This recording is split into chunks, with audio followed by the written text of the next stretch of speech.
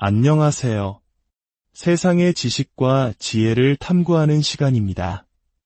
오늘 우리는 역사의 마지막 장, 혼돈과 시험의 때에 굳건히 서게 될 이들에 대한 예수님의 말씀을 깊이 들여다보고자 합니다. 이 이야기는 단순한 미래에 대한 예언이 아니라 오늘을 살아가는 우리 각자의 믿음을 비추는 거울이 될 것입니다. 본격적인 이야기에 앞서 이 은혜로운 말씀이 더 많은 영혼에게 닿을 수 있도록 잠시 시간을 내어 구독과 공유를 통해 빛을 나누는 일에 동참해 주시길 부탁드립니다. 여러분의 작은 손길이 누군가에게는 큰 위로와 힘이 될 수 있습니다. 이 영상을 보시는 모든 분들 위해 하나님의 평강이 함께하기를 기도합니다. 예수님께서는 당신을 따르는 이들에게 편안함이나 세상적인 번영, 심지어 생존조차 약속하지 않으셨습니다. 대신 마지막 때에 짐승의 표 받기를 거부할 남은 자들이 지니게 될 7가지 뚜렷한 특징에 대해 말씀하셨습니다. 이 특징들을 하나씩 살펴보면 오늘날 스스로 그리스도인이라 부르는 수많은 사람들 중 상당수가 그 길을 걷지 못할 것인지 깨닫게 될 것입니다. 첫 번째 특징, 그들은 하나님께서 피하라 명하실 때 즉시 피할 것입니다. 마태복음 24장 16절은 말합니다. 그때에 유대에 있는 자들은 산으로 도망할지어다. 잠깐, 뭔가 이상하지 않습니까? 믿음을 지키기 위해 타협하지 않고 굳건히 맞서 싸워야 하는 것 아니었나요? 그런데 예수님께서는 그들에게 도망하라고 말씀하시는 걸까요? 이는 마치 모순처럼 들립니다. 하지만 여기에 깊은 영적 원리가 숨어 있습니다. 때로 하나님의 백성은 맞서 싸우는 대신 뒤도 돌아보지 않고 달려야 합니다. 생존은 싸움의 기술이 아니라 순종의 능력에 달려있기 때문입니다. 남은 자들은 오늘날 대부분의 신자들이 잃어버린 한 가지를 가지고 있습니다. 바로 세상의 소음 속에서도 하나님의 세미한 음성을 듣는 능력입니다. 소돔성을 떠나던 롯을 생각해 보십시오. 애굽을 탈출하던 이스라엘 백성을 떠올려 보십시오. 역사 속에서 하나님의 사람들은 다가올 심판을 피하기 위해 익숙하고 편안했던 모든 것을 버려야 했습니다. 그들은 세상의 시스템이 짐승의 표를 강요하기 전에 그 시스템으로부터 스스로를 분리할 것입니다. 그리고 많은 사람들이 받아들이기 힘든 사실은 그들의 순종이 세상 사람들 눈에는 어리석게 보일 것이라는 점입니다. 사람들은 그들이 과민 반응한다고, 망상에 빠졌다고, 심지어 제정신이 아니라고 손가락질할 것입니다.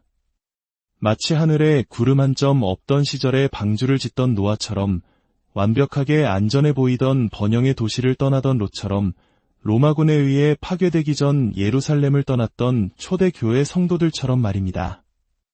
마치 6.25 전쟁 당시 폭격 소리가 들리기 전에 모든 것을 버리고 남쪽으로 피난했던 우리 할아버지, 할머니 세대의 결단처럼 그들의 행동은 비상식적으로 보일 것입니다. 하지만 남은 자들은 남들이 어떻게 보든 신경 쓰지 않을 것입니다. 그들은 신속하게 순종하고 믿음으로 움직이며 다른 누구도 이해하지 못할 때조차 하나님의 때를 신뢰할 것입니다. 두 번째 특징, 그들은 끝까지 견딜 것입니다. 마태복음 24장 13절입니다. 그러나 끝까지 견디는 자는 구원을 얻으리라. 끝까지 견딘다는 이 말씀에 집중해 주십시오. 한번 믿으면 끝나는 것이 아닙니다. 구원의 기도를 한번 드렸다고 안전한 것이 아닙니다. 끝까지 견디는 것. 이것이 대체 무슨 의미일까요? 이는 박해를 받아도 포기하지 않는다는 뜻입니다. 쫓기는 신세가 되어도 타협하지 않는다는 뜻입니다. 굶주리고 고문당하고 사회로부터 완전히 고립되어도 그들의 믿음은 꺾이지 않을 것입니다. 바로 이 지점에서 현대 기독교가 가진 거대한 문제점이 드러납니다. 예수님께서는 끝까지 견디는 것이 우리를 구원한다고 하셨습니다. 하지만 오늘날 교회는 무엇을 가르치고 있습니까? 당신의 최고의 삶은 바로 지금이라고, 이 땅에서 복을 누리라고 외치고 있습니다. 많은 이들이 기복신앙에 빠져 고난 없는 신앙, 십자가 없는 영광을 추구합니다. 문제점이 보이십니까? 우리는 사람들에게 편안함을 준비시키고 있지만 예수님께서는 고난을 통한 인내가 구원의 필수적이라고 말씀하셨습니다. 우리는 부드럽고 얕고 쉽게 흔들리는 기독교를 만들고 있습니다. 이는 남은 자들이 생존하기 위해 필요한 것과는 정반대의 모습입니다. 현실을 직시해야 합니다. 예수님께서 묘사하신 남은 자들은 육체적 박해, 투옥, 고문, 심지어 죽음에 직면할 것입니다. 짐승의 표 없이는 아무것도 샀거나 팔 수 없는 경제적 박해를 당할 것입니다. 가족과 친구, 사회로부터 완전히 단절되는 사회적 박해를 겪을 것입니다. 그리고 믿음 자체를 향한 직접적인 공격인 영적 박해에 맞서 싸워야 할 것입니다. 이 모든 것 속에서 그들은 견뎌낼 것입니다. 그들이 초인이어서가 아닙니다. 그들은 오늘날 대부분의 신자들이 이해하지 못하는 한 가지, 즉 예수님을 따르는 길은 결코 쉬운 길이 아니라는 사실을 이해하고 있기 때문입니다. 세 번째 특징, 그들은 거짓 선지자들에게 미혹되지 않을 것입니다. 마태복음 24장 4절은 경고합니다. 너희가 사람의 미혹을 받지 않도록 주의하라. 그리고 24절은 이렇게 덧붙입니다. 거짓 그리스도들과 거짓 선지자들이 일어나 큰 표적과 기사를 보여 할 수만 있으면 택하신 자들도 미혹하리라. 할 수만 있으면 택하신 자들도 미혹하리라는 구절을 주목하십시오. 이 말은 그 속임수가 너무나 교묘하고 강력해서 만약 가능하다면 하나님의 택함받은 백성마저 속아 넘어갈 정도라는 뜻입니다. 하지만 핵심은 만약 가능하다면이라는 가정에 있습니다. 예수님께서는 결코 미혹될 수 없는 한 무리가 있음을 암시하고 계십니다. 무엇이 그들을 다르게 만들까요? 그들은 영들을 분별합니다. 그들은 하나님의 말씀을 너무나 깊이 알고 있기에 가짜를 즉시 알아챌 수 있습니다. 그들은 진리가 자신들을 외톨이로 만들 때조차 인기보다 진리를 우선시합니다. 한국 사회에서도 우리는 이미 수많은 사이비 종교와 이단들이 어떻게 사람들의 마음을 교묘하게 파고드는지 목격해왔습니다. 남은 자들은 이러한 속임수에 넘어가지 않을 것입니다. 다가올 미혹은 단순히 잘못된 가르침 수준이 아닐 것입니다. 그것은 초자연적인 속임수일 것입니다. 거짓 그리스도들이 실제로 기적을 행하고 거짓 선지자들이 진짜 초자연적인 능력을 과시할 것입니다. 그리고 두려운 사실은 그 미혹이 이미 우리 곁에 와 있다는 것입니다. 지금 이 순간에도 전 세계의 수많은 사람들이 예수님께서 결코 약속하지 않으신 것들을 약속하는 영적 지도자들을 따르고 있습니다. 십자가 없는 기적, 박해 없는 번영, 고난 없는 천국을 말입니다. 남은 자들은 이 모든 것을 꿰뚫어 봅니다. 그들은 한 가지 중요한 사실을 이해하기 때문입니다. 만약 어떤 가르침이 예수님께서 말씀하신 고난, 희생, 그리고 좁은 길과 모순된다면 그것이 아무리 초자연적으로 보일지라도 하나님으로부터 온 것이 아님을 아는 것입니다. 네 번째 특징, 그들은 죽기까지 자기 생명을 사랑하지 않을 것입니다. 마태복음 16장 25절입니다. 누구든지 제 목숨을 구원하고자 하면 잃을 것이요 누구든지 나를 위하여 제 목숨을 잃으면 찾으리라. 요한계시록 12장 11절은 이렇게 증언합니다. 그들은 죽기까지 자기들의 생명을 아끼지 아니하였도다. 이것이 바로 남은 자들을 이해하는 열쇠입니다. 그들은 죽음의 두려움에 지배당하지 않습니다. 안전과 생존에 집착하는 세상에서 이 특징은 그들을 절대적으로 막을 수 없는 존재로 만듭니다. 현대 사회가 어떻게 구축되었는지 생각해 보십시오.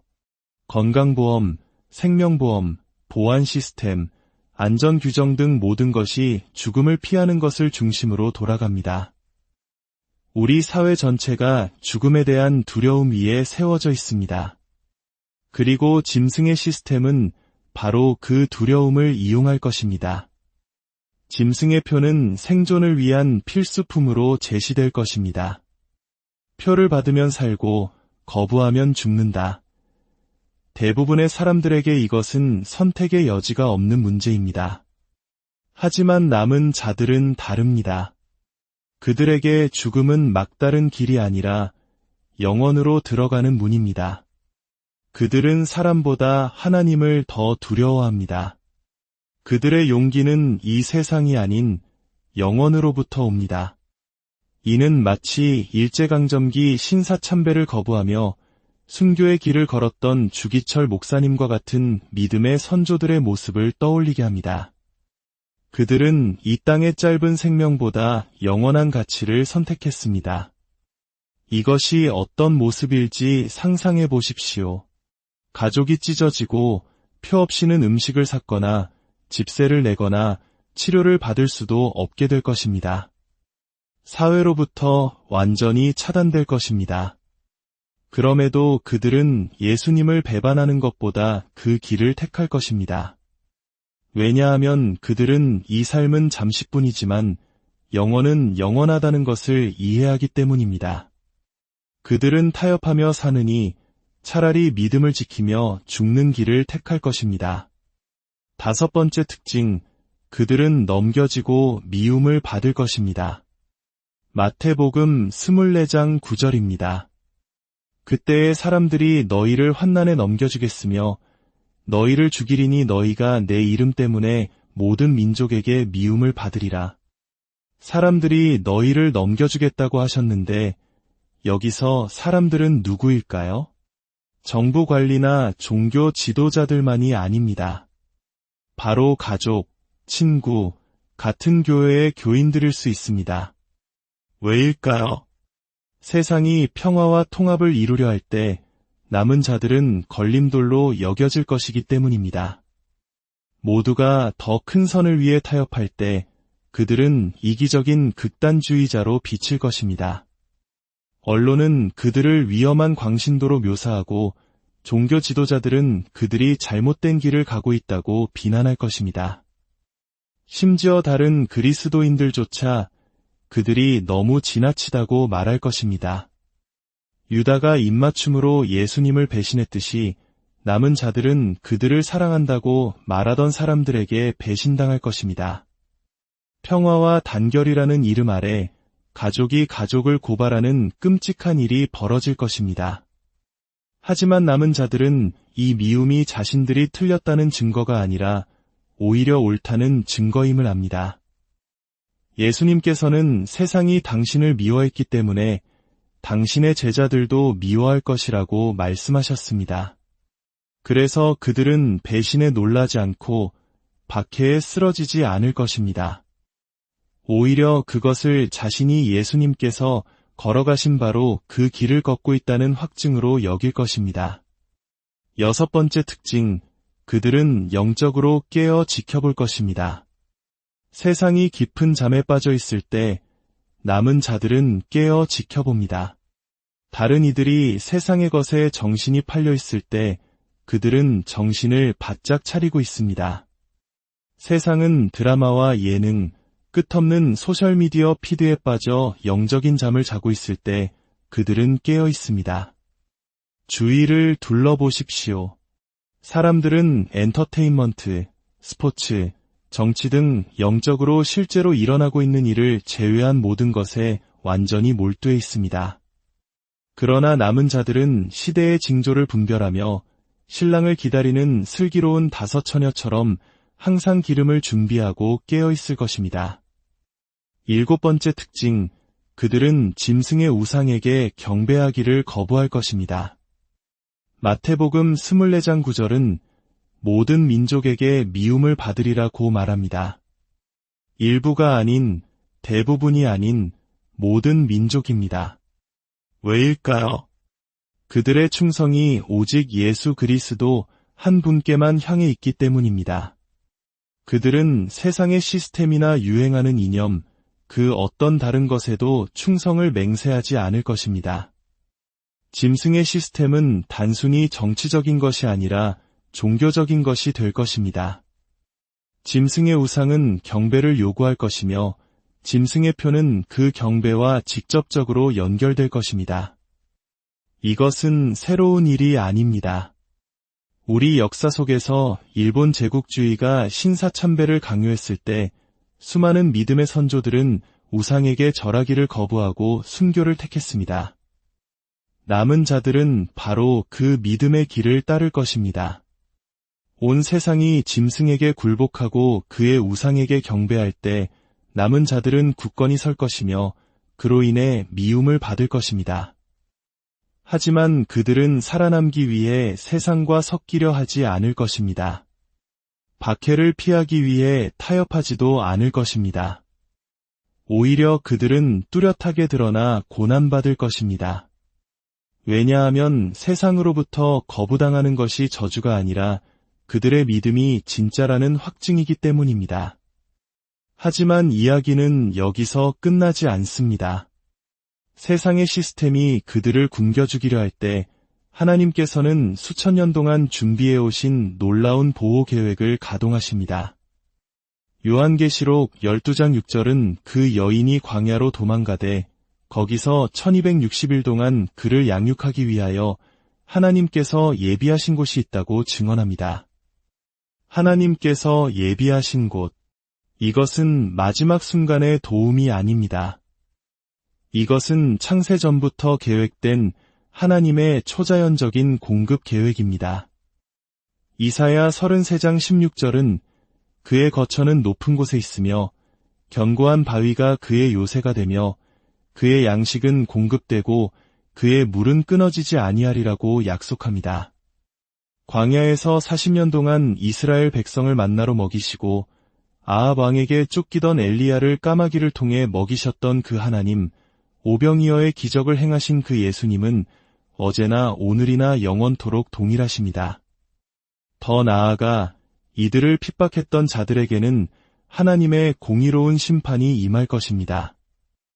그들이 흘리게 한 의인의 피를 하나님께서는 기억하시고 반드시 갚아주실 것입니다. 그리고 마침내 짐승의 표받기를 거부한 이들을 기다리는 것은 영원한 상급입니다. 요한계시록 20장 4절은 그들이 그리스도와 더불어 1000년 동안 왕 노릇할 것이라고 약속합니다. 그들은 왕좌에 앉아 심판하는 권세를 얻고 둘째 사망의 해를 받지 않으며 하나님의 제사장이 되어 1000년 동안 주님과 함께 다스릴 것입니다.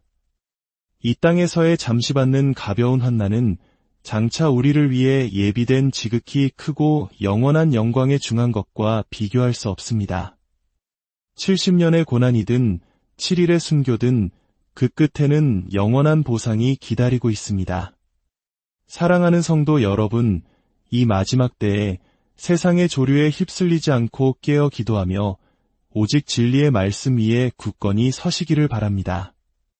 편안하고 넓은 길이 아닌 고난의 좁은 길을 택하는 용기를 가지시길 바랍니다.